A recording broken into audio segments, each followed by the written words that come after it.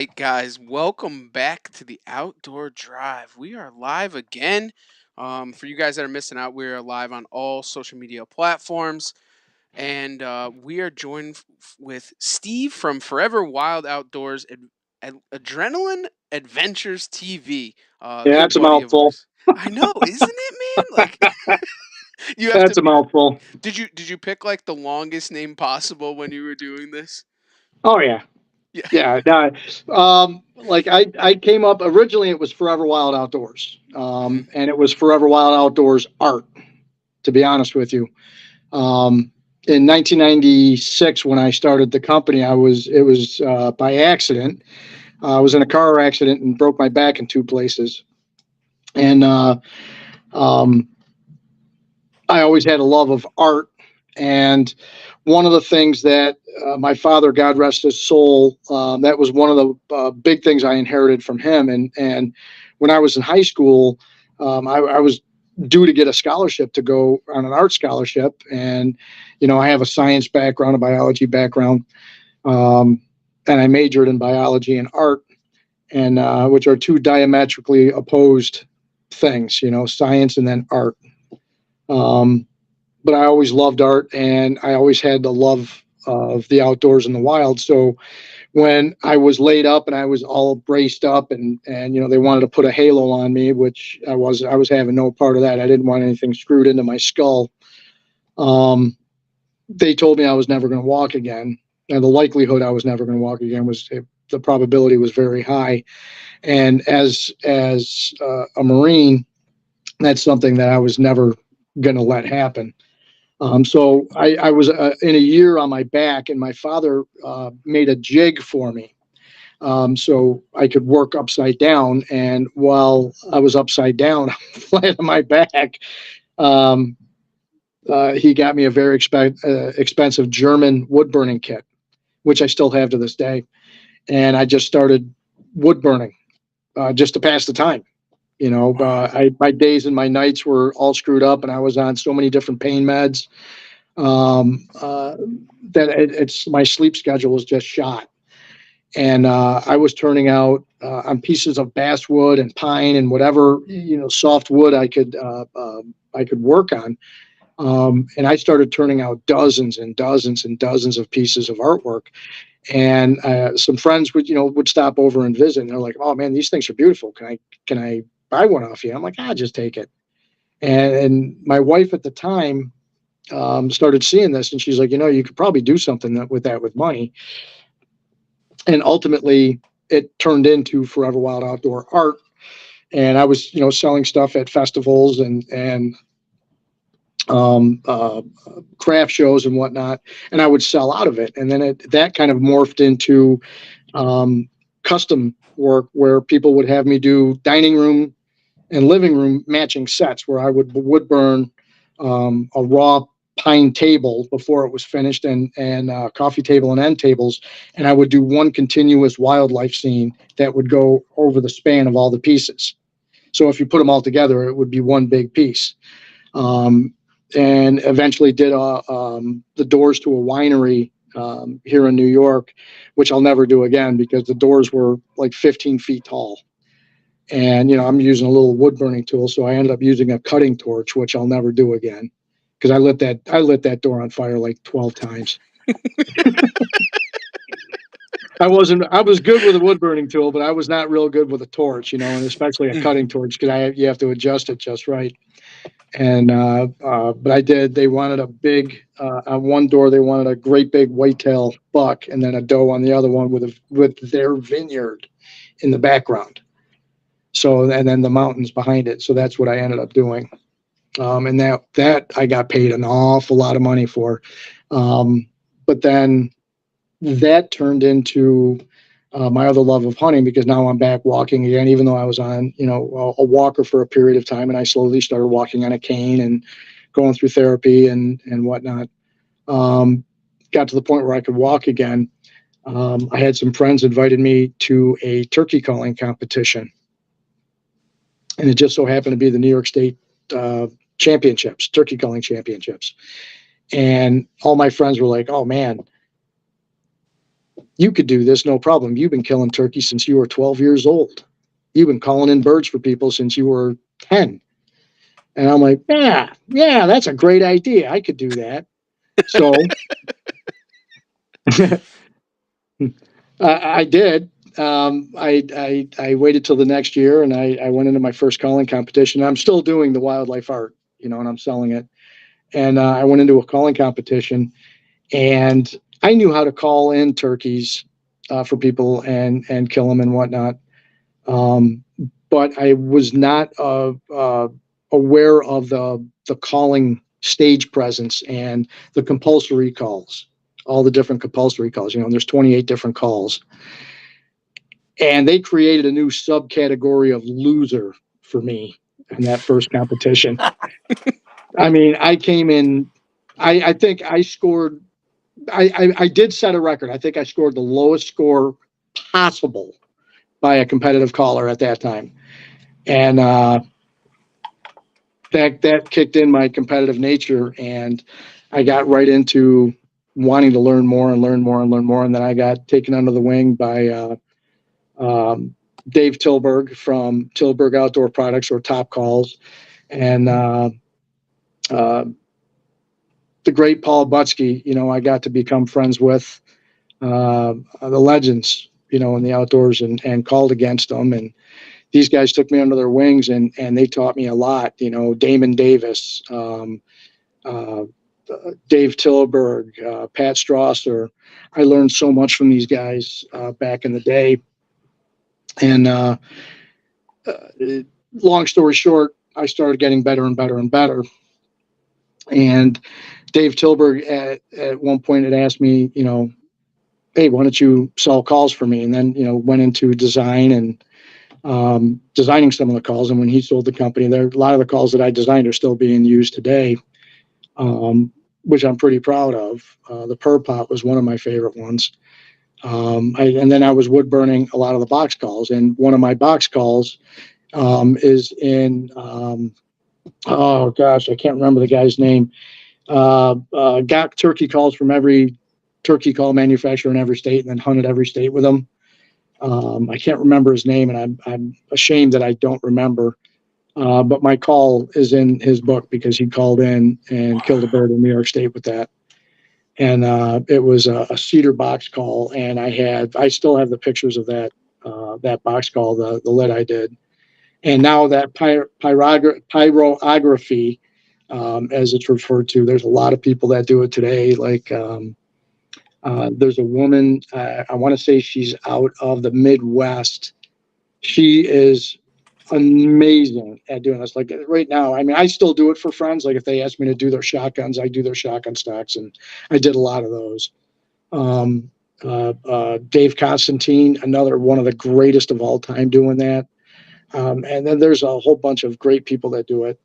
Um, but with that wildlife art, and then turkey calling, and then working with Tilburg game calls, I wasn't happy, doing the design and the manufacturing, and then the sales and marketing. I wanted to branch out on my own, so I did. And I started making duck calls, goose calls, coyote calls, elk, turkey calls, crow, the whole nine yards. And then started working for a video production company.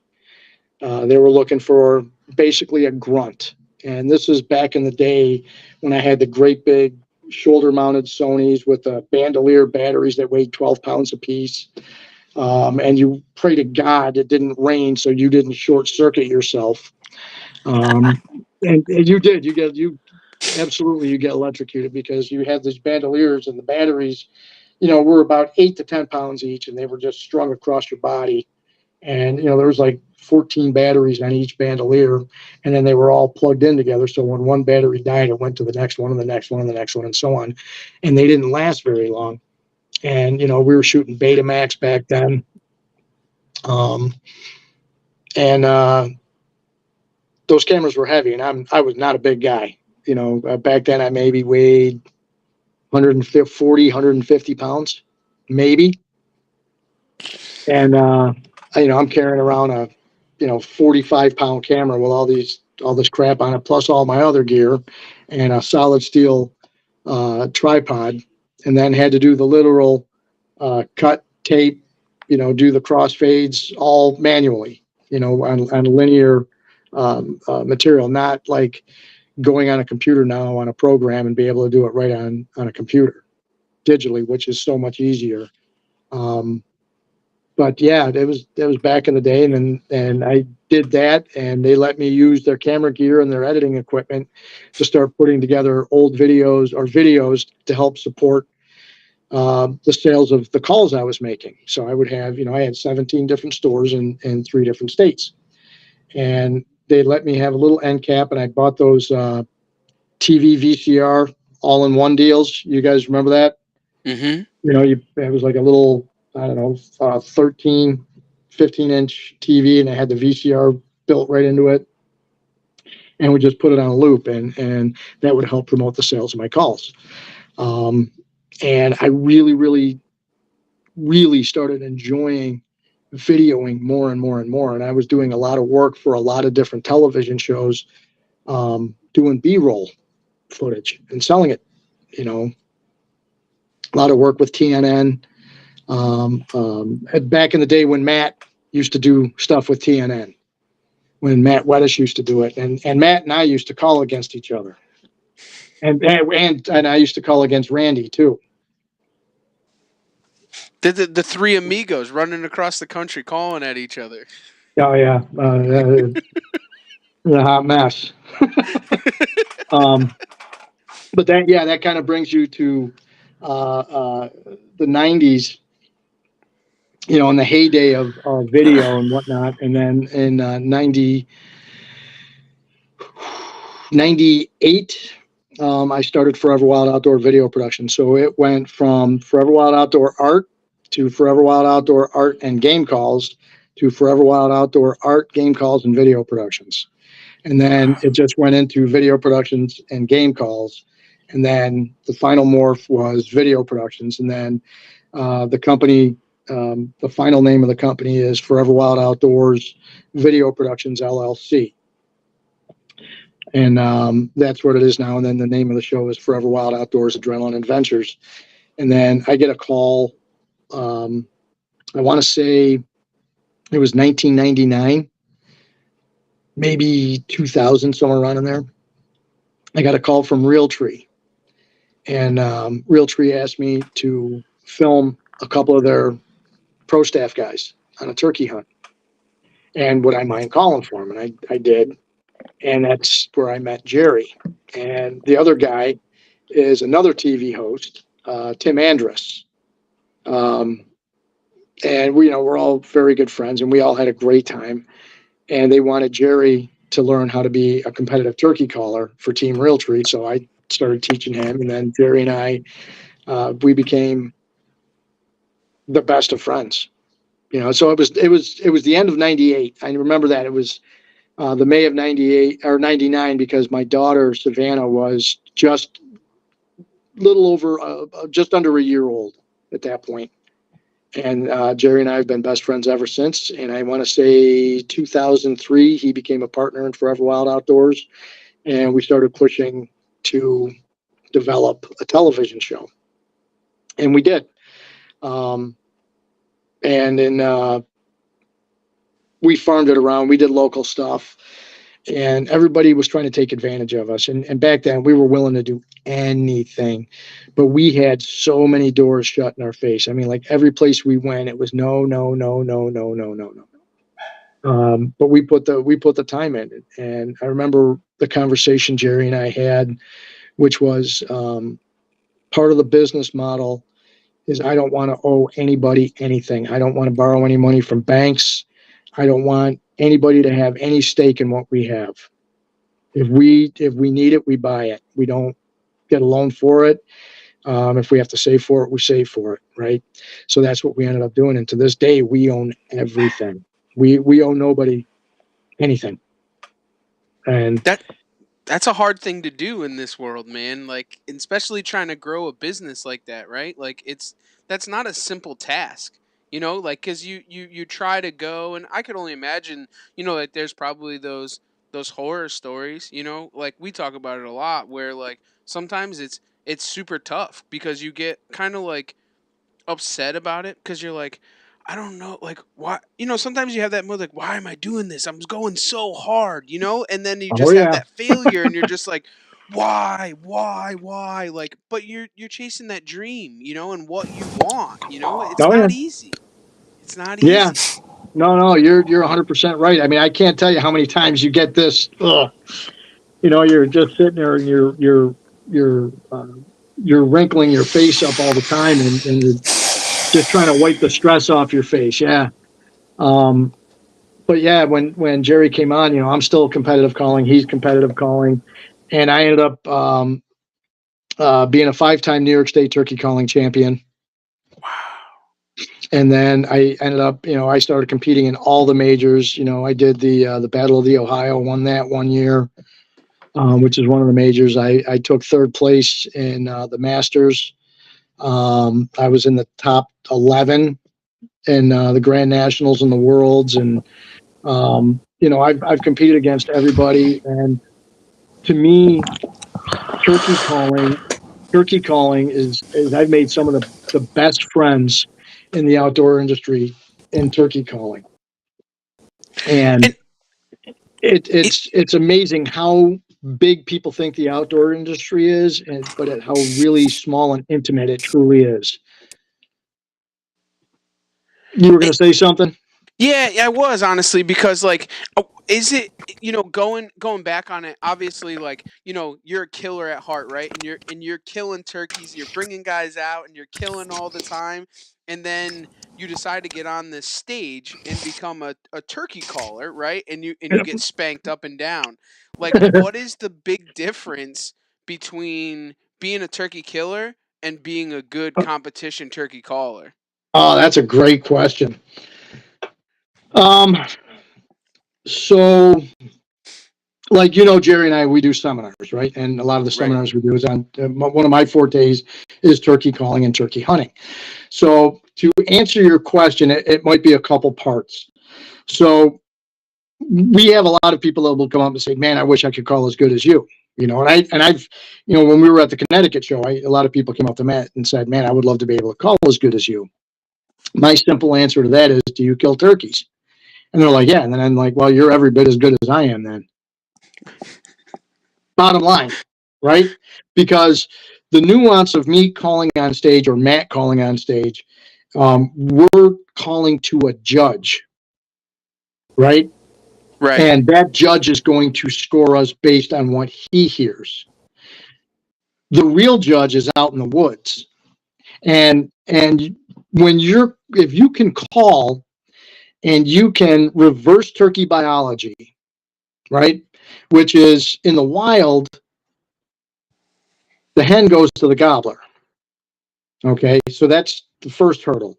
Second hurdle is you are trying to sound like the female of another species.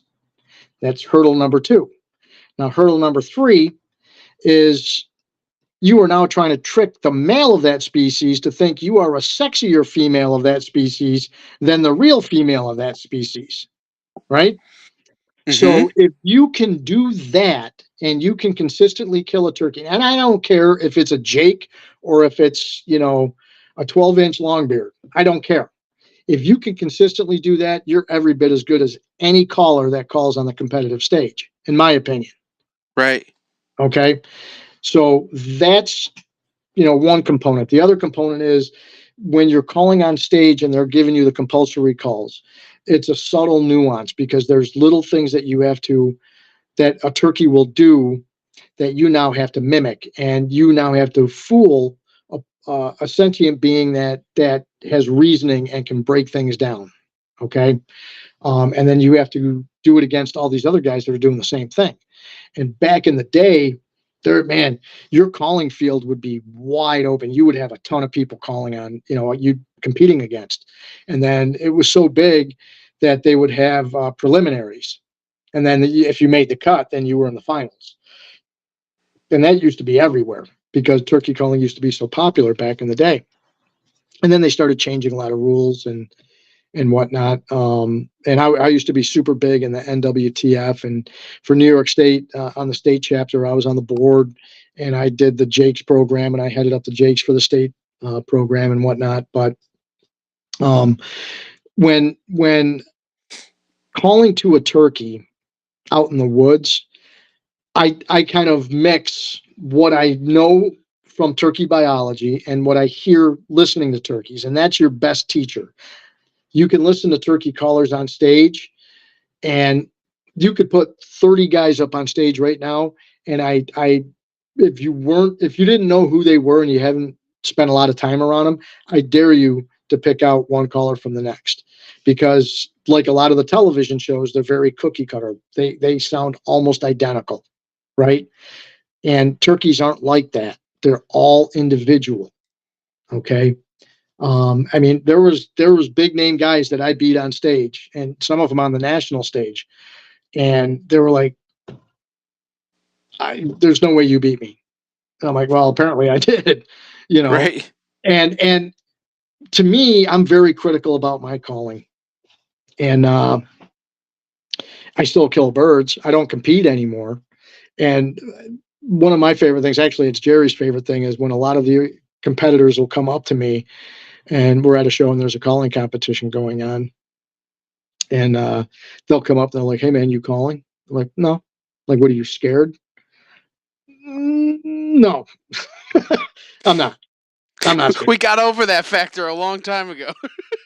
A long time ago, and I retired from it, and it's time that torch gets passed. And I noticed the thing I love seeing a lot of the guys that I looked up to, that I competed against, and a lot of them I beat, and a lot of them beat me.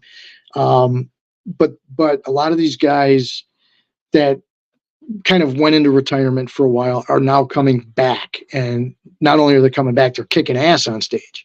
Steve Stoltz is one of them, and that guy's always just been a straight up killer on turkeys. Then you got the Drurys, and um, um, Sean Grant is another one. I mean, that guy was amazing. Chris Kirby. If Chris Kirby went on stage right now, he'd probably wipe the floor with everybody.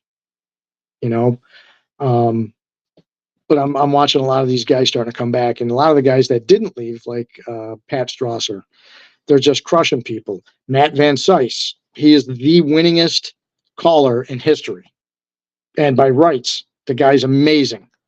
He's absolutely amazing. I mean, I watched that guy, and he poops feathers. you know, but he can take what he does on stage and he takes it out in the woods, and it's the same thing. Why? Because he sits there and he watches turkeys all the time. He listens to them, and that's what I was doing too. I started listening to turkeys. I would go out and film wild turkeys, and I would listen to them for hours. I wouldn't. I got away from mimicking callers and started mimicking hens, and that's where I had that crossover between being a woods caller and a stage caller. Okay. So that killer caller thing, I joined them. And, I still catch myself sometimes where I start to blow out a call because I'm trying to reach out there with a mouth call. And I'm like, why am I doing that? Pick up a glass call, pick up a crystal call, pick up a box call.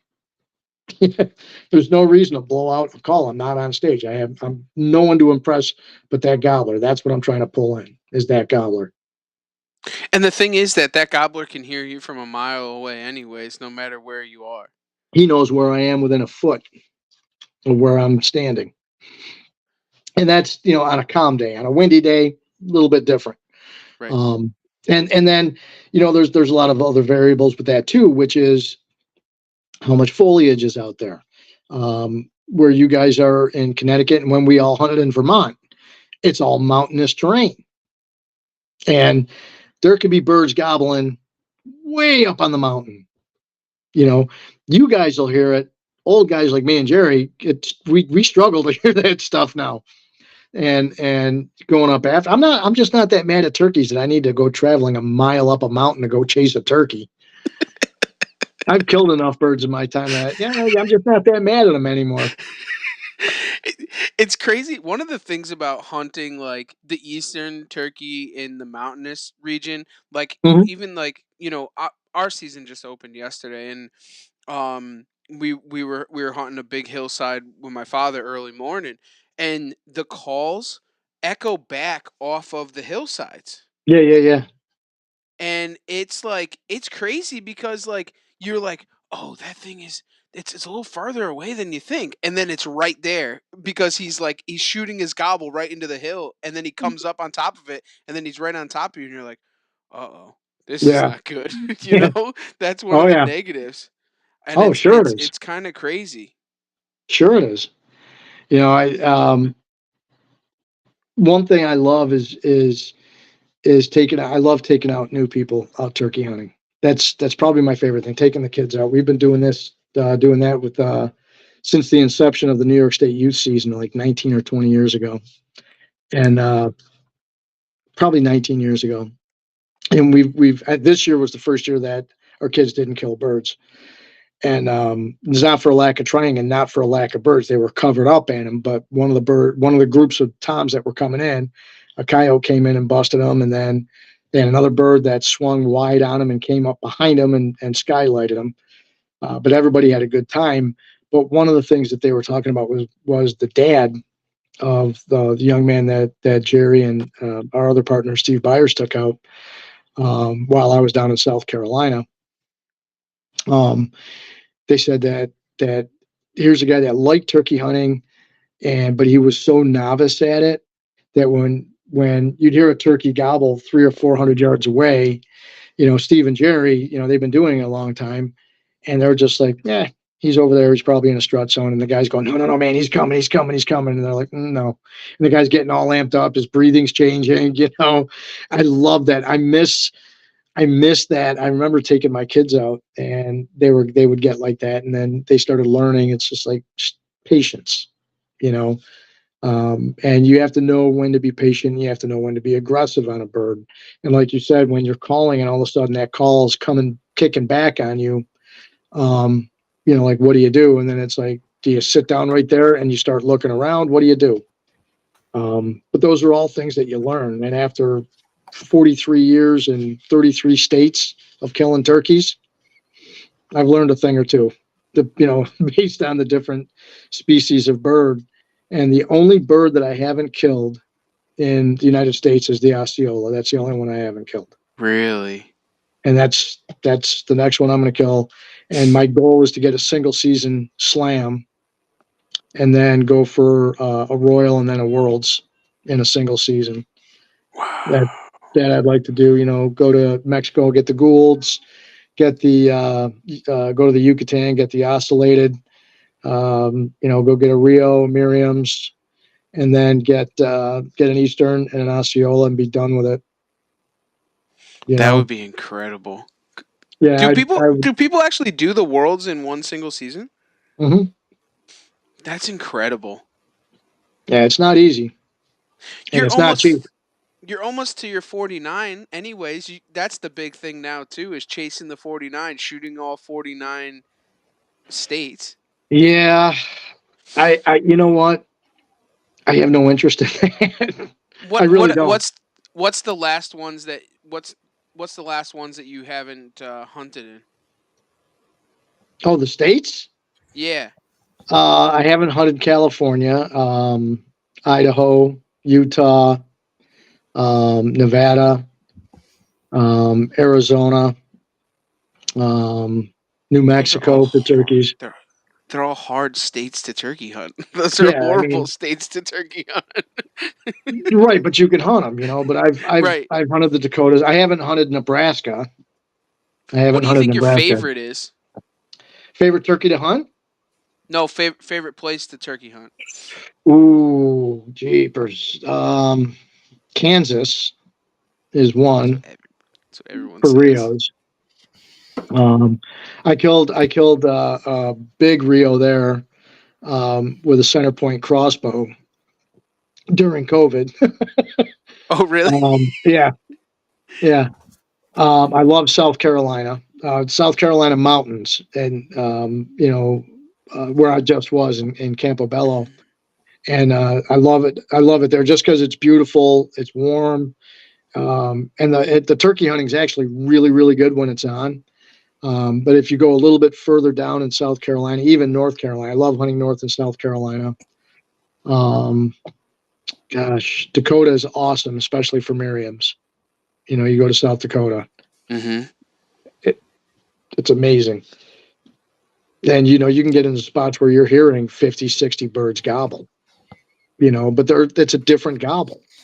You know, it's a real odd gobble. To anybody that's used to hunting easterns, it's an odd gobble. Why It's very, why is that? well, you know how like an eastern gobble just is very throaty and it's and you can feel it in your chest when he comes in. That's like the leaves rattle. Mhm. Out there, not so much. It's a very a soft gobble. It's a very different gobble. I mean, it's still a gobble, but it's not as hearty and deep and throaty as an eastern is. I mean, I've been down in Florida and I've called the Osceolas, but never during the hunting season. One of my daughters lives down there, so um, there's Osceolas all over near where she lives, and makes me sick because I have a place to stay, and I could knock that one out. But they have a deep gobble. Rios have a pretty hefty gobble, you know, but it's kind of like a mix between an Eastern and a Miriam's, but Mhm. nothing to me, nothing beats a good Eastern gobble. I will say that I loved hunting Vermont. Really? Loved it. And that was my first time, because we did Connecticut, we did Vermont. Love both of them. Mhm. But if I had to choose one over the other, I would probably choose Vermont. They say, I mean, I know here anyways, but when you get into the easterns and the hardwoods here, for some Mhm. reason, it's a different type of gobble that will literally rattle your cage. I Yeah, don't know what it is. It's insane. that's what I'm talking about. When you get an Eastern, that gobble it'll shake the ground. You could feel it vibrating in your chest, and it makes you breathe different. Your adrenaline just starts Mhm. cranking when that comes in, and that's why the show is Adrenaline Adventures. It's a relatable thing. Everyone can kind of relate to that.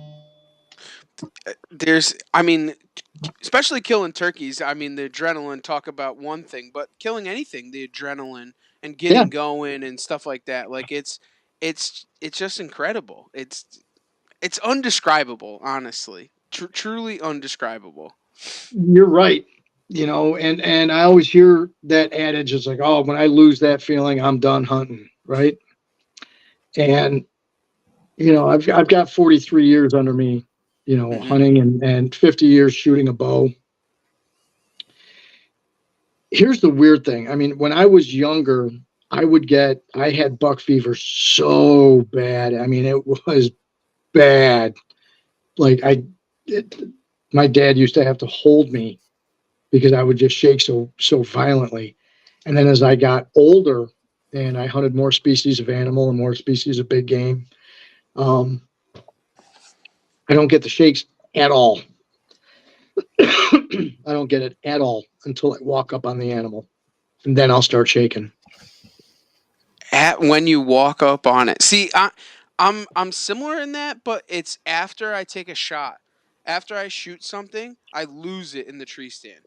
At first, calm, cool, collected, you have that killer instinct, Yeah, and then after that, forget it. It's over, right? Like it just you yeah. I lose mean, it. it's super weird, and it's funny. I mean, I don't want to sound like I'm a serial killer or anything, um, but I'm going to kind of backtrack a little bit.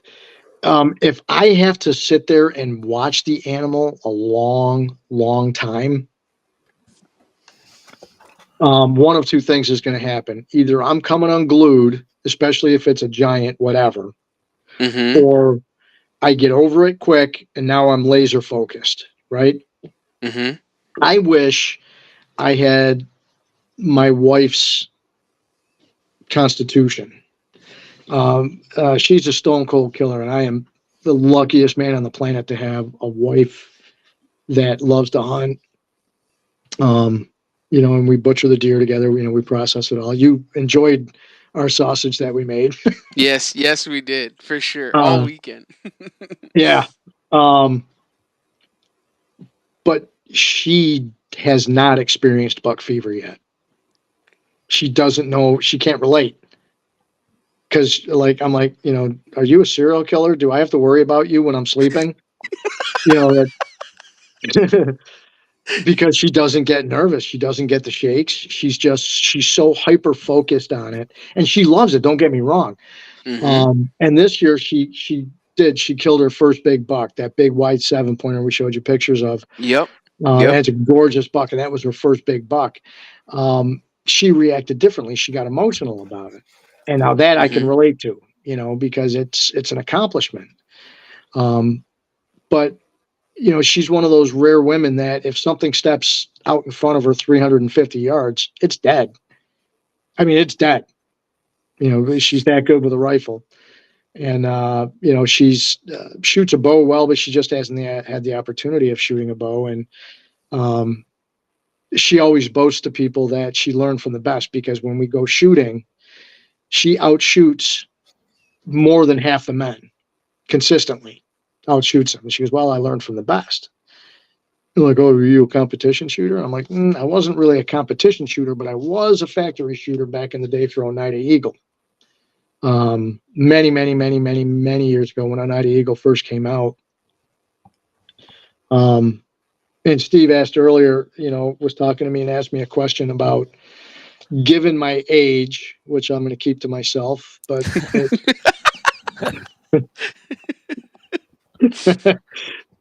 but it was somewhere in the 60s. That the question came up: as I get older, what do I have my mod set at? Am I what am I shooting in poundage? And my response is depends on which bow I've got. Expedition Archery is one of our big sponsors, and I love, of all the bows I've owned, and I've owned them all.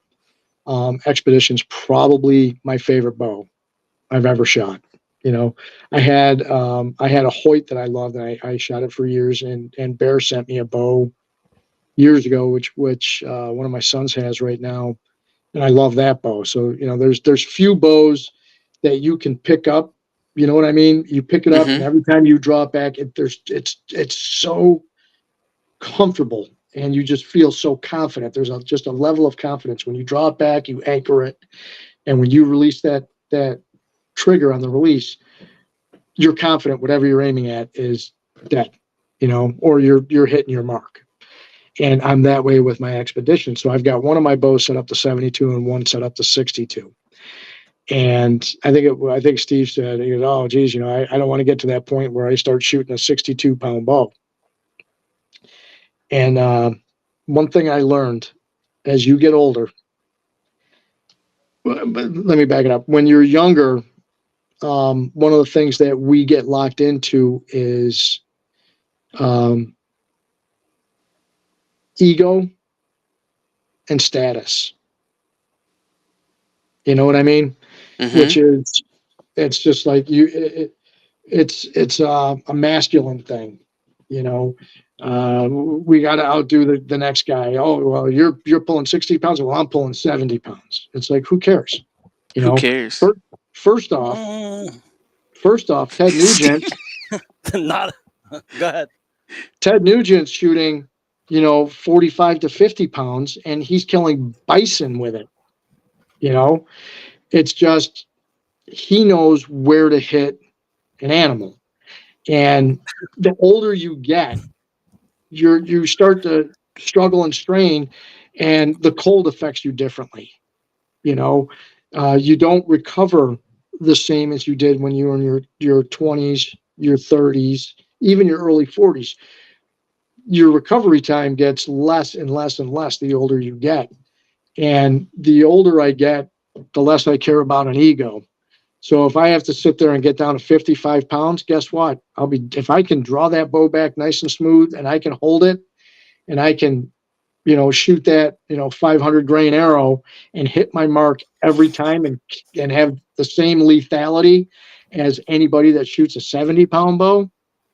And I'm still shooting FPS wise just the Hmm. same, but I have better downrange kinetic energy. That's all I care about. I will say this. Do you know what speed does?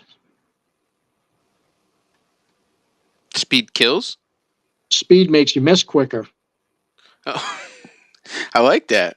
That's a fact. Right. Speed will always make you miss quicker. And the faster your bow is, 9 times out of 10, it's going to be louder than my bow. Hmm. That has more to do with arrow weight, though. Nope, not necessarily true. It's going to absorb some energy. There's no question about it. Okay. I've always found, in my experience, that the faster the bow, there's more things that are hitting harder. That's a fact. When you're Okay. drawn back and you release that and it goes wham, and you got to look at the decibels in a relative term, right? All bows, I mean, the bows today are quieter than the bows 20 years ago. That's a Hmm. fact. Right. You're still going to be louder the higher poundages because there's more energy stored in those limbs. It's going to make noise. It's going to make noise. Is the arrow going to absorb some? Yes, it's going to absorb a little. That's not the arrow's. It's the arrow's not designed to absorb the sound and all the energy. It's going to take a bunch of it for sure. But you've got your stabilizers, you've got all kinds of stuff that are mixed in there. Um, and I'm not saying that it's going to sound like a 410 shotgun going off, but comparatively, when I shoot my 72-pound expedition, which is freaking quiet, and I put it against a 62-pound expedition, the 62-pound is a whisper compared to the other one, and the other one's Hmm. scary quiet. There Hmm. is a difference, and if you shoot long enough and you shoot different bows long enough, you will know the difference. That yep, this one's louder than this one, even though it's a little bit, it's louder. You know, Yeah. I've had more deer jump jump the string on a higher poundage bow than my lower poundage bow. Really. Yep. Now that's That's me. crazy. That's Right. me. But I've also got it on film.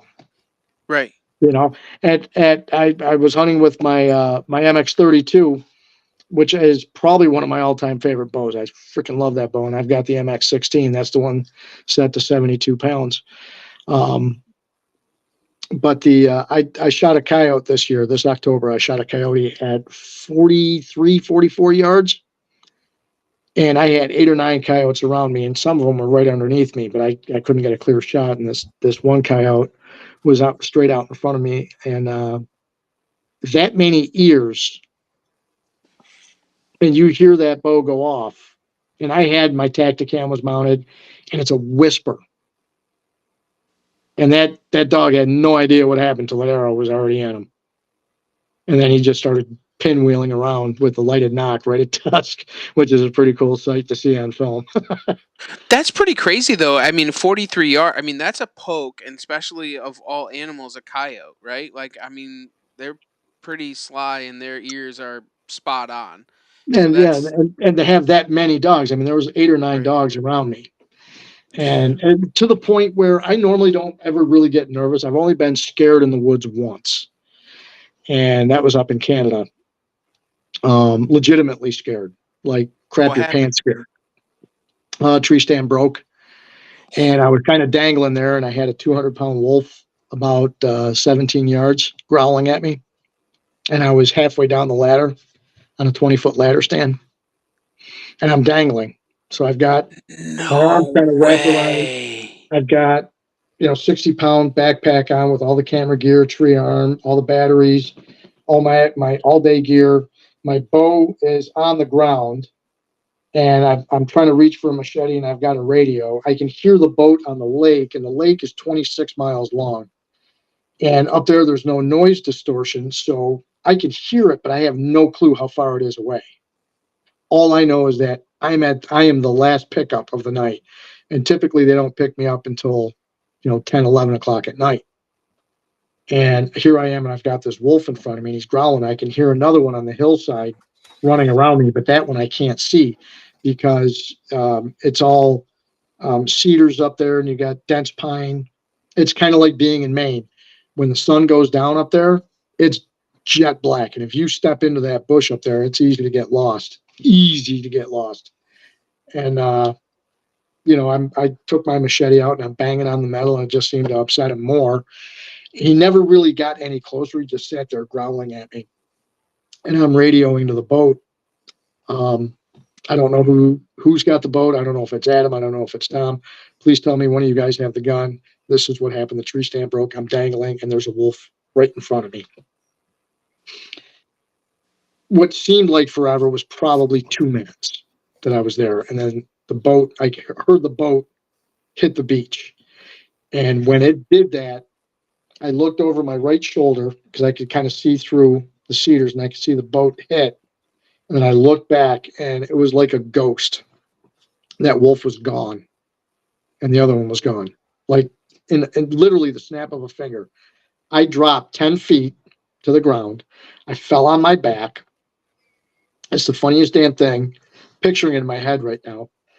I grabbed the rope with my machete, cut it, grabbed my bow, and I'm running. And it was cold, so I'm all bundled up. Everyone on the boat's laughing their asses off at me because I look like the Stay Puft Marshmallow Man, Snow White, because I think I crapped my pants like 20 minutes earlier. And I'm running to the boat, and I'm all out like this. My arms are all out, and I'm screaming. I'm like, go, go, go. And I'm feeling like in my head, every horror movie I have ever seen in my life was coming to life. And I'm like, I've got wolves behind me running, snapping their teeth. They weren't, they were gone. But in my head, I was about to die. And I dove into that boat. And it wasn't one of those real classic, cool looking um, dives that made you look good, because I kind of hit the edge of the boat and got dead stopped midway through the dive. So I kind of hit like right below my belly, and I was like, "Whoa!" And everybody was pissing themselves laughing at me. So I didn't hear the end of it for the rest of that hunt. But yeah, that was the scariest I ever was. But that particular night with the coyotes, I had to radio Jeff and Jerry and say, "Hey, man, hate to bother you guys, but these coyotes aren't leaving, and they're now going around in circles around the tree stand, and I have 3 arrows left. I only brought 4 arrows out with me, and I just launched one into one of their siblings. So they had to come out on 4 wheelers and scare the rest of the coyotes out. I was very uncomfortable on that. And coyotes usually don't make me nervous, but they made me nervous that night, I'll tell you. I'll tell you, they're starting to get worse. I had a buddy last year that was coming out deer hunting, and they like kind of surrounded him. He could hear him in the woods, kind of like circling around him, and he ended up like shooting into the air, kind of, because he was like getting super nervous with them like growling and like crazy, like trying to like trail him, follow him, and Yeah. that's not like a coyote, but they're getting a little bit more comfortable. Yeah. There's levels of, they're getting bold, and a Hmm. lot of that has to do with the encroachment of people into their habitat and the loss of their habitat. Hmm. And we're starting to see evolution kind of happen right before our eyes, because we're getting more and more sightings, especially around here, of coyotes of different color. You have your standard red, salt, pepper, standard coyote. Then we've got like the one I shot, which was all white and blonde. Then there's all white, and then we've got grays, we've got black, gray, and white. And that's the evolutionary process, because they're trying to figure out where and how do they want to live, because you've got rural, semi-rural, urban, and suburban, right? So they're Hmm. trying to morph into all of that and they're trying to figure out what they want to do. And because of that, they're having more interaction with people, and they're starting to associate people with food. Just by virtue of bird feeders, suet blocks, mulch piles, compost piles, coyotes being omnivores and opportunistic feeders.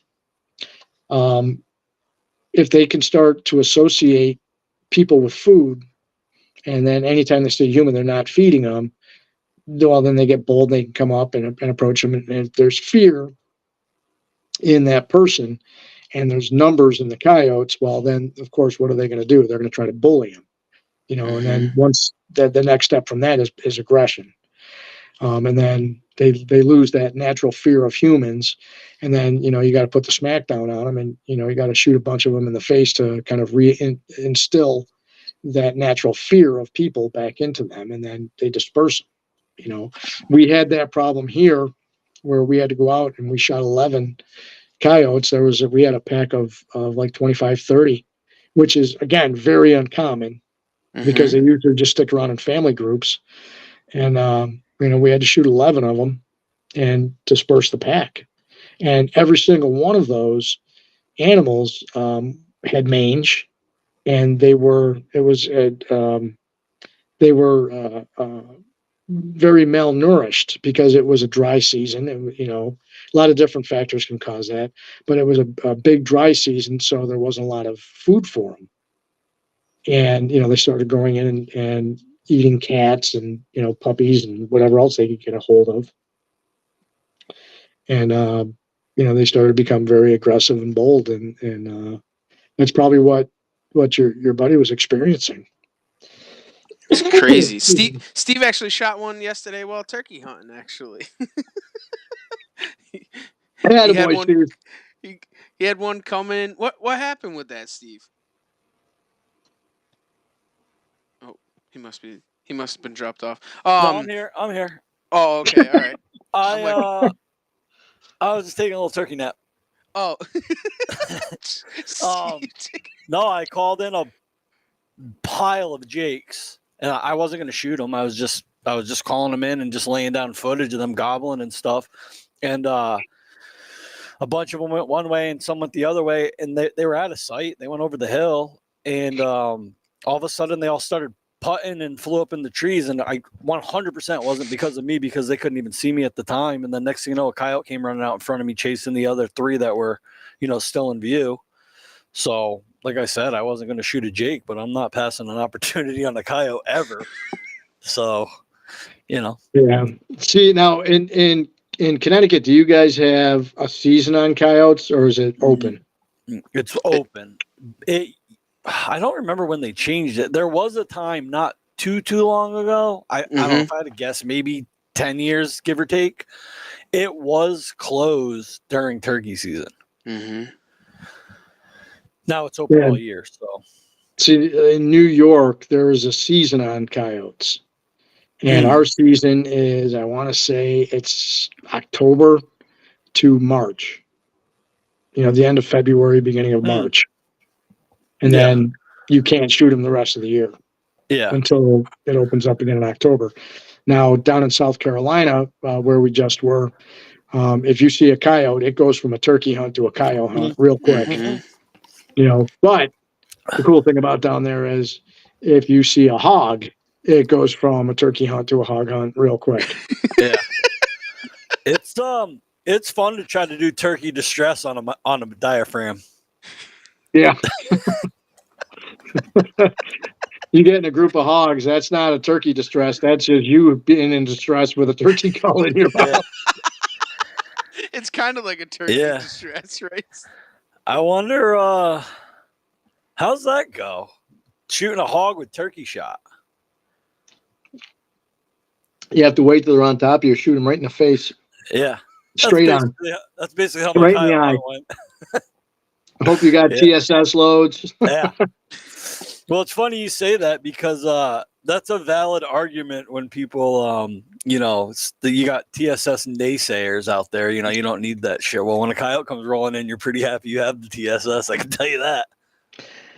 You know what? I'll be honest with you. Last year was the first year I started using TSS, and that was because we had a sponsor, Salt Creek Ammunition, which is great stuff. Mm-hmm. I've got the 20 gauge and the 12 gauge, and they sent us 410 gauge too. They actually just came out with 28 gauge, but I've shot turkeys with turkey loads.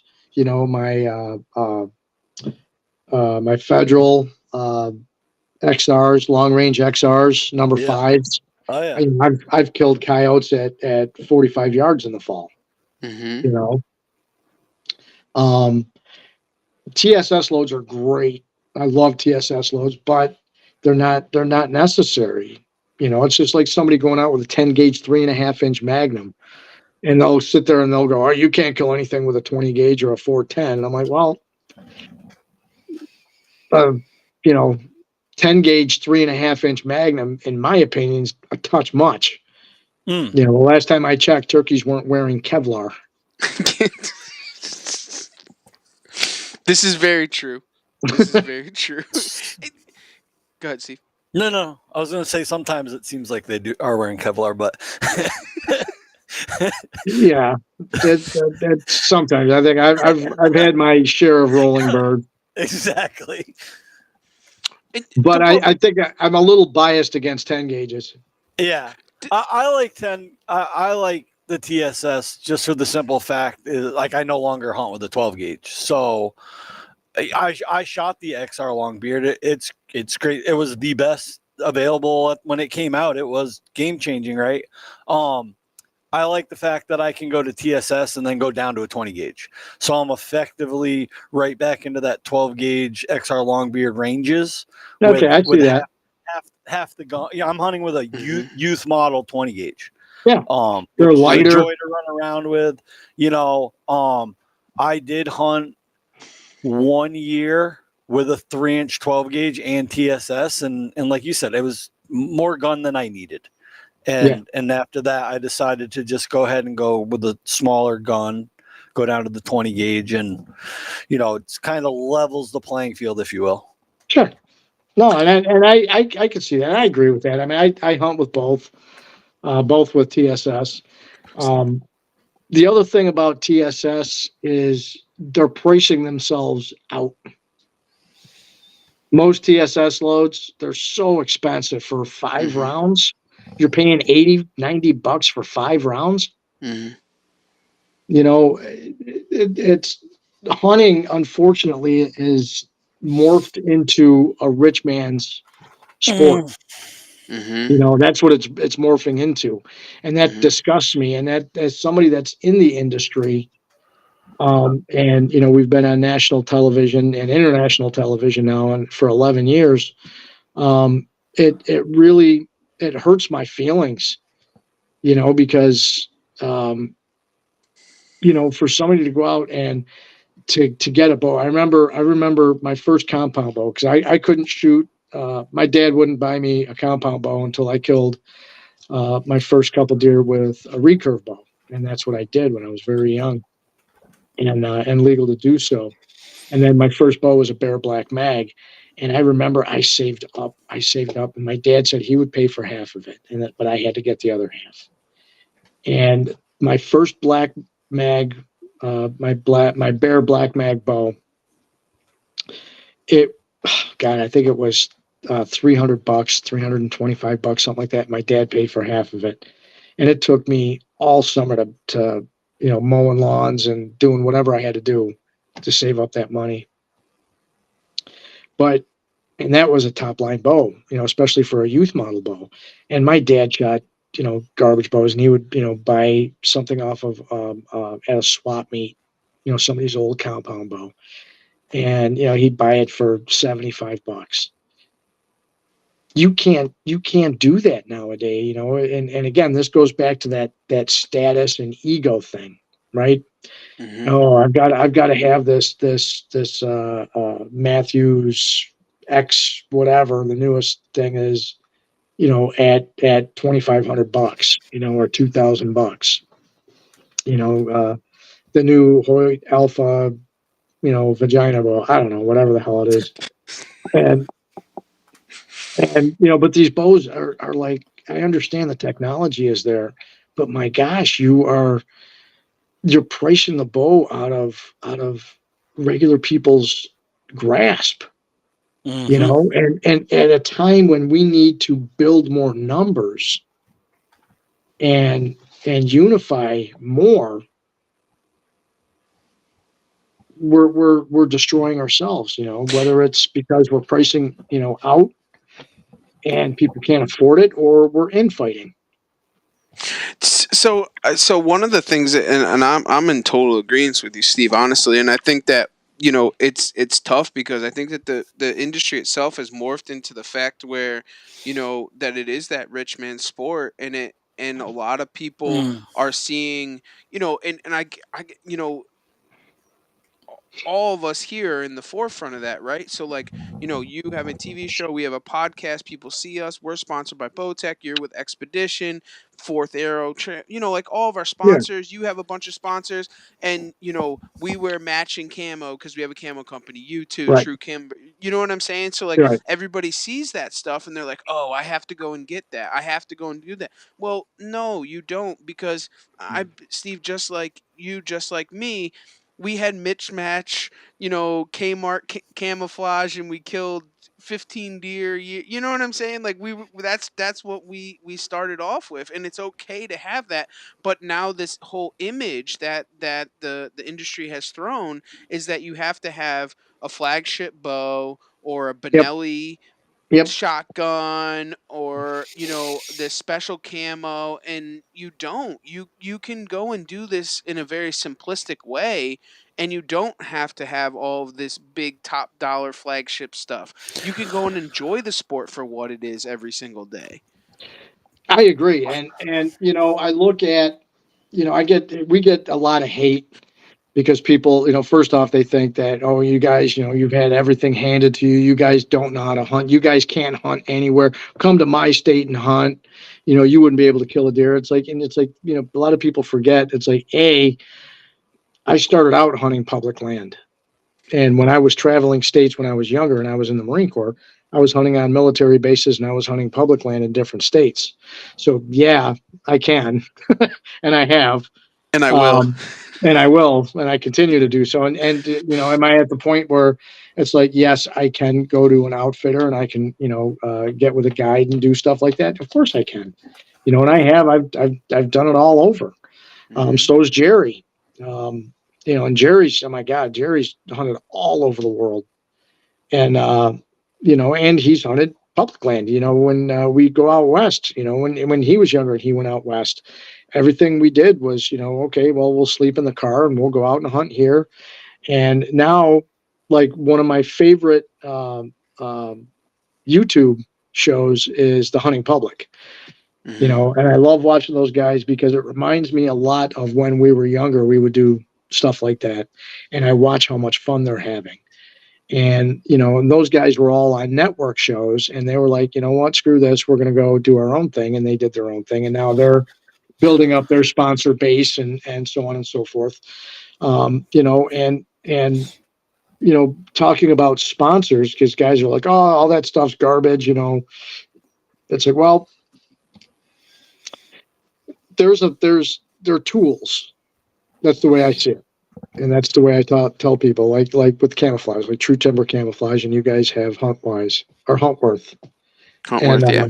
Huntworth, excuse me. And Sorry.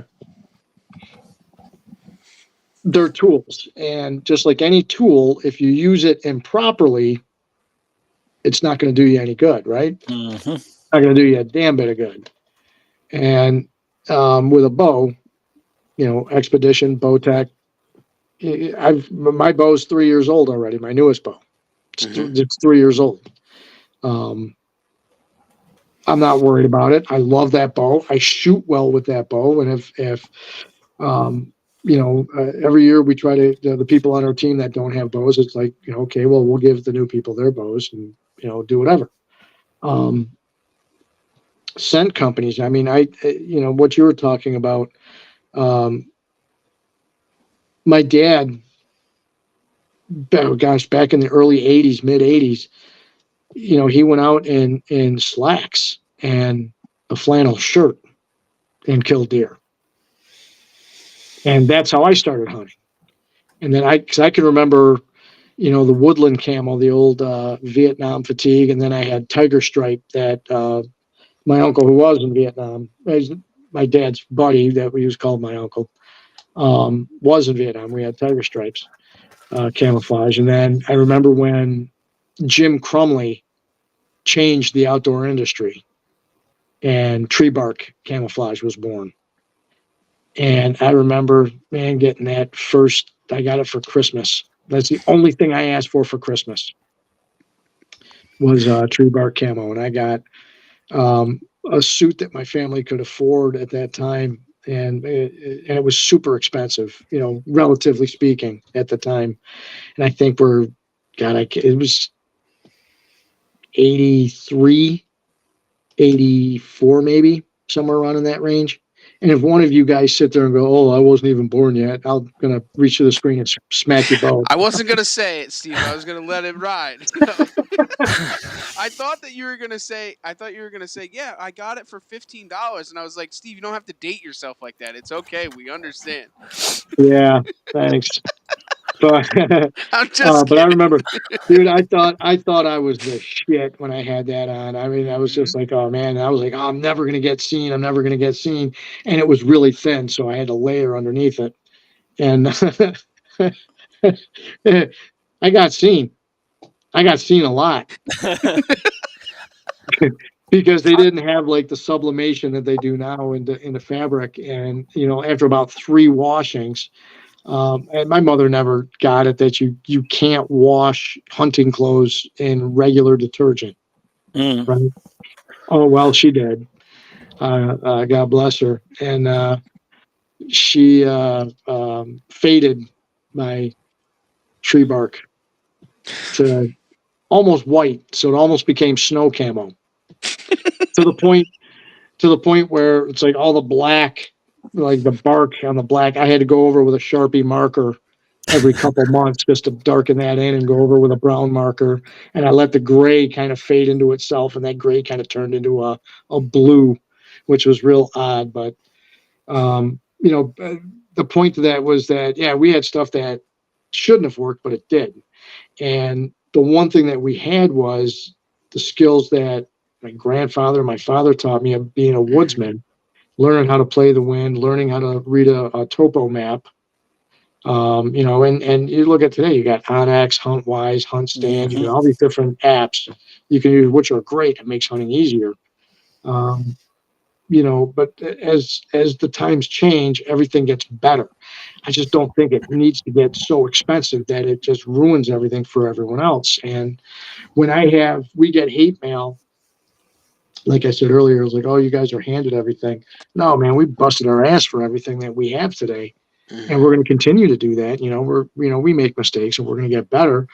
But, the things, the items that we use from our sponsors, we are with our sponsors because we use those products and we believe in them, and that's why we've been with them for so Mm. many years. Mhm. And, there's the outdoor industry and outdoor television programming, as well as YouTube and the different channels. And those channels came about originally, believe it or not, the YouTube channels were for all the shows that didn't make it on network television. They were like, well, I got good stuff. I'm going to let my friends and family see it and see what happens. And then that's how the hunting industry came out on YouTube, was basically shows that didn't make it. And they didn't That's have the okay. proper format. That's where You we know. are. No, I'm just kidding. Well, no, I mean, and when I said earlier that when we first started our show, we had every door shut and slammed in our face. Mhm. I'm not joking. We had every door slammed in our face. And I remember when we got picked up by the Sportsman's Channel 11 years ago. We got picked up by the Sportsman's Channel, and there were 400 and I think 480 submissions for new shows, and they Hmm. chose 8, Wow. and one of them was ours. Wow. And of the shows that were chosen, we were the only one that was in. We were in high 8 or mini DV. Excuse me, we were in mini DV, and they said we love your show, we love the premise, because we tried to break that cookie cutter mold of outdoor television programming. Hmm. Like is literally like there's so many shows. If you put them end to end to end, you wouldn't be able to tell the difference. You Right. know, because they're all doing the same. They try to shoot as many animals as possible, and it's just bad.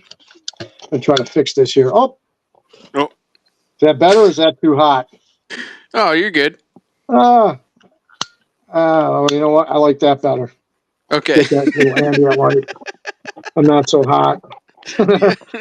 um, but yeah, uh, we had mini DV format, and they said, we love your show, we love your format, because you guys are real. The first hunt that we submitted was a turkey hunt with Kathy Turner, who is an Olympic gold medalist, speed skater, and it was all public land turkey hunting.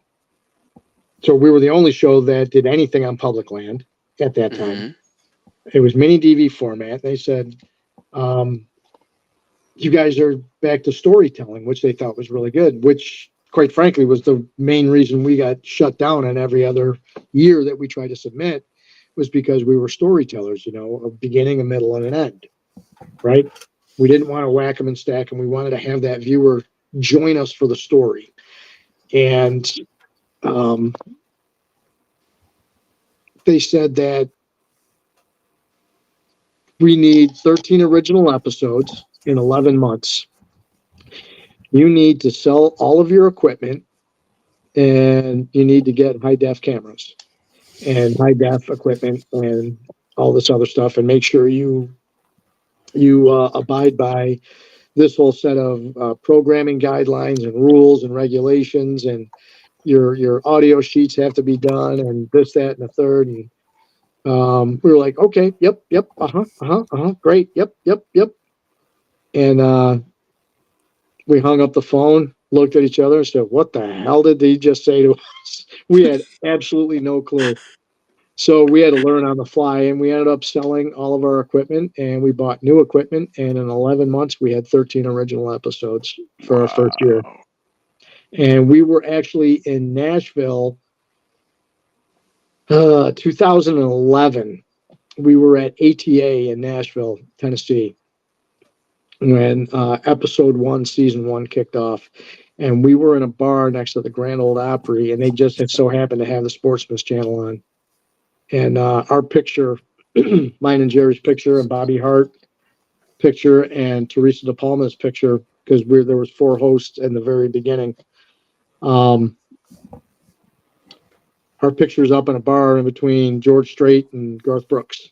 No way. People recognized us because the show was on there, and people at the bar were like turning around, looking at Teresa, and then they saw Bobby, and then they saw Jerry and I, and then they looked up at the screen, and they looked back, and they looked up, and like, holy crap! Called the bartender. The bartender called the owner. The owner came in, and then they went online, and they pulled out our headshot photograph at the time, our promo shot, and he printed it out, and we all autographed it right there at the bar before the episode was over. And he put it up in a frame. Excuse me, put it up in a frame, and it hangs up in the bar today. Wow, that's so cool. That's so cool. And then today, for what, Forever Wild is today, like it's all over the place. Yeah, yeah. We've every year we try to increase our production value and get better storylines, and we try to learn from, like, looking back at past seasons, and really picking them apart, saying, I really like this, the nuance here. And I think a lot of that has to do with our age too. Hmm. We're very, very particular.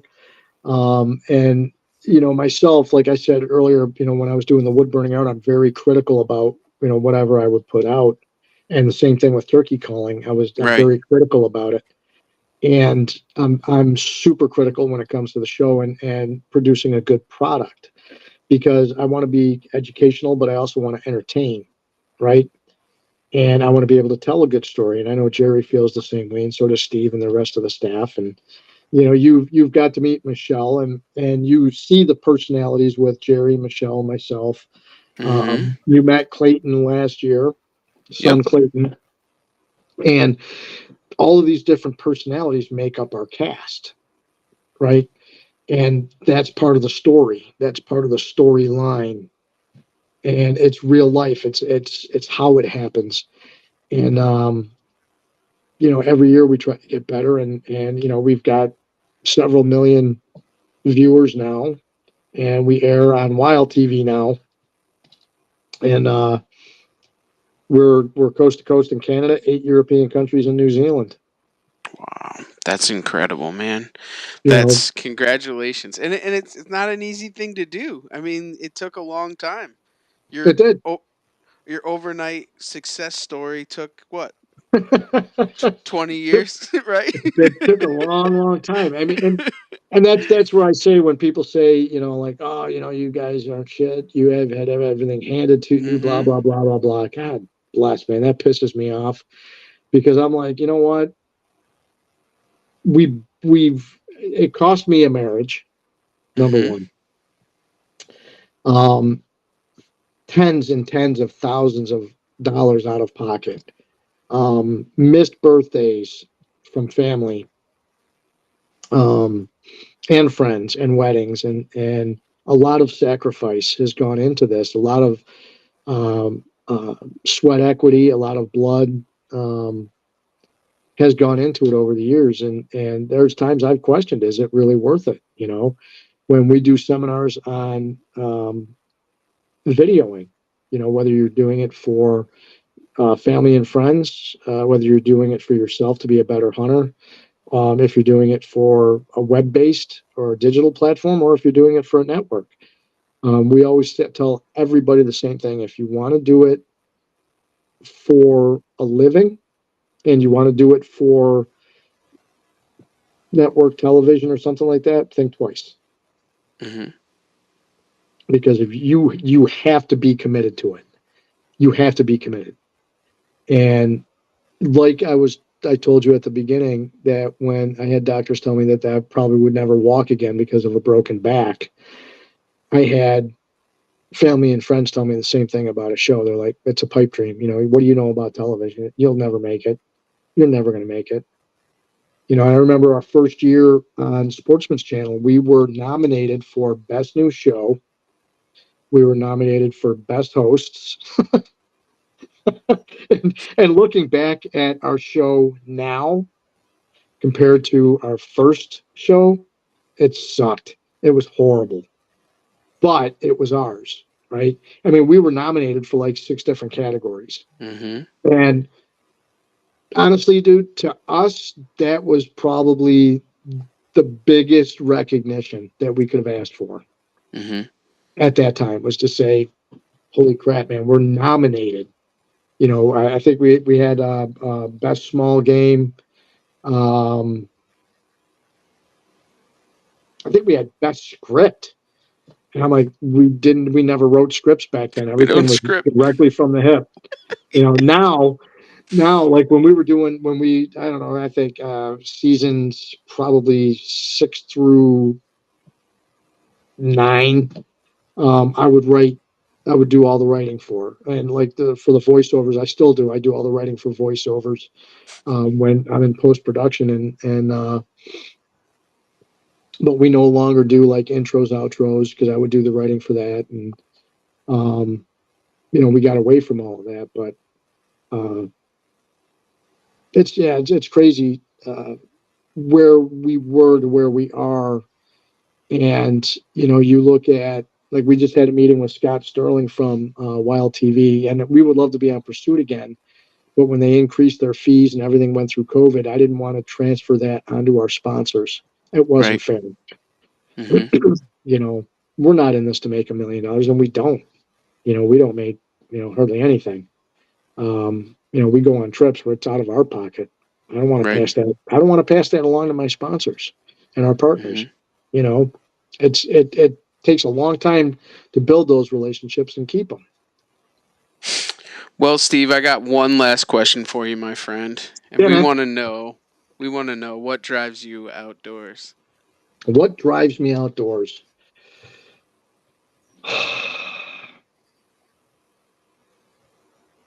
Peace. Peace. When I'm outside, that's my church. That's where I'm close to God. And now it's got a deeper meaning for me. That's where I'm closer to my dad. Mm. I lost my dad last February, and my father was and is the inspiration behind Forever Wild Outdoors. He's the reason I started it. He was the muse behind it. So whenever my drive to be outside is where I'm closest to God. That is my release. That is my peace. Mm-hmm. That's what drives me. I love it, Steve. Steve, it's incredible, man. I'm glad that we made a friendship. We're super happy to have you on. Some really cool things coming down the pipe between the two of us. Oh yeah. We're looking forward to it. We can't thank you enough. It's always great spending the weekend with you. I wish we could spend more with you, honestly. Well, Um, we're gonna be we got something you got to tell your fans, don't you? What's going okay. on this summer? All right, fine. I was gonna leave it alone, but I guess if you went there, why don't you tell them for us, Steve? So every year we film for the show. We do a nuisance whitetail hunt over on Jerry's farm, and yes, we have that many deer. Jerry's got that many deer on the farm that we have to take antlerless deer off, and we try to take dry does only. So Mm. we get a number of tags, and you're coming up this year, and you guys are going to fill a couple of those tags. We're looking forward to it, and then we're gonna. I don't even care about the shooting of them. We're gonna process them and Yep, we're hang going to get it out all and done. kind of Yep, do the whole thing. And I think that's yep, gonna be the coolest thing. We're gonna do a live podcast while we're up there telling the story, and yeah. we're super excited about it, Steve. And we can't thank you enough, man. And No, why don't absolutely. why don't you tell everybody where they can catch up on episodes in between now and then Yeah, and next season and all that, where they can find you, check you out, follow sure. along? So you can go on to our YouTube channel, which is Forever Wild Outdoors. And I think Forever Wild Outdoors Adrenaline Adventures TV. Just type in Forever Wild Outdoors, you'll get it. You can get on our social media. You go to Facebook, Instagram. But we've got our Instagram or our YouTube page. Plus, you can go to wildtv.com. You can actually stream it live, and you don't have to pay anything. You can just become a member by typing in your name and your email address, and then you're registered. And then all new TVs that you get now, Roku, Apple, all of that stuff. Once you buy those TVs, you can actually download that app right to your TV, and you can watch us year round. And I think we've got 6 seasons on there. If you go up there, you go to categories, click on categories, and then just type in Forever Wild Outdoors, and our catalog will be up there with I think 6 seasons up on Wild TV, and we're actually adding more seasons to our YouTube channel, and we're in the process of redoing our YouTube channel now. So that's where they can go see us. And when we're in Connecticut, we're going to hook up, and we'll probably get out there next year, do a little turkey hunting together too. Absolutely. Well, Steve, thanks again for joining us. And for Thank everybody you. else, thanks for taking the ride right here on the Out.